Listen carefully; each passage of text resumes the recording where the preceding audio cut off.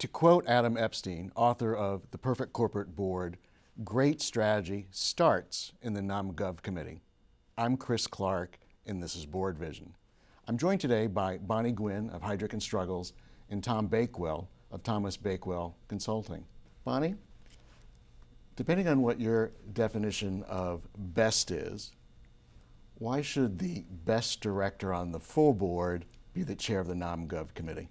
In my opinion, it is an incredibly critical role. You're talking about a director who really is helping guide the board in not just developing a great composition for the board that is strategic and focused and has great talent, but also a director who understands the culture of the company and the board that they're trying to build. And that says that you really need an outstanding director who understands that mix between composition and culture and can work closely with the board to get that right. Tom, I forgot to mention that you're a well-known author and you have great experience with directors and boards. I'm not going to ask you to disagree or agree with Bonnie, but what are your thoughts? Well, Bonnie is spot on in terms of composition and having the right team around the table. The other magic that you need in a terrific NAMGov chair is somebody who can draw people out, somebody who can spot talent, somebody who can make sure everybody gets heard, somebody who really knows how to build the team.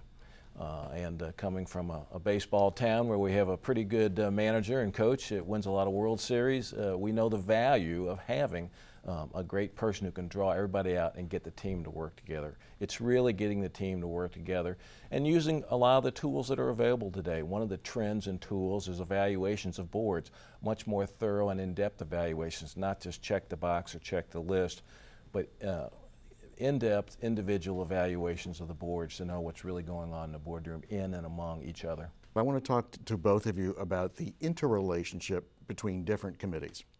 The NACD just held a combined Audit and Risk Advisory Council. It's the first time we've ever done it, and it was invaluable for both sets of committee members.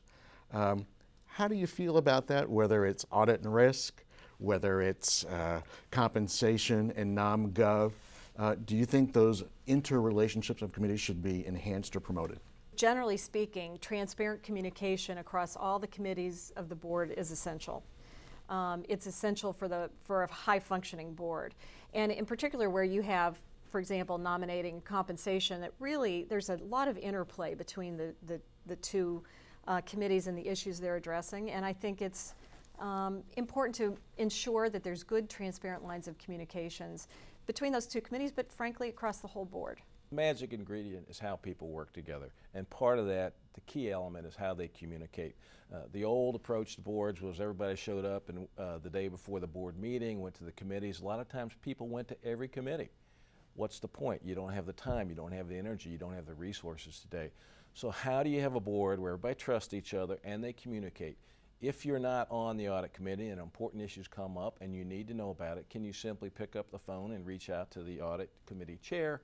Or is there another process that's very helpful for you to get the information you need? For our viewing directors, give us one last piece of wisdom. Bonnie and then Tom.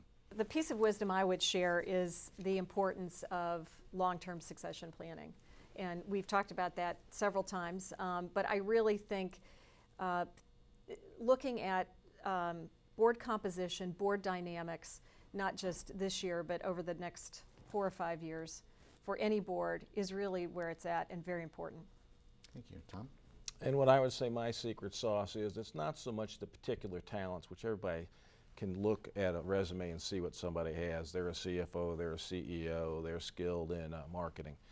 The real magic is what is their true personality? Are they a driver personality? Are they a curmudgeon? Are they, and sometimes boards needs curmudgeon. Please don't look at me when you say that. I understand, of course, I'm not picking a fight here. But is somebody a strategic thinker, or is their skill set not as a strategic thinker, but taking strategy and converting it into action? What have they done in their past experience that really makes them qualified for this role? And strategically thinking through what we know. Well, I think we've got all the synapses popping. I wanted to thank the both of you for joining me today. If you'd like to learn more, whether in terms of research, insights, or commentary, I encourage you to visit the NACD site or the Heidrick Struggles site, or find Tom's book. All three resources are going to be great to keep the conversation going. I'm Chris Clark, and this is BoardVision.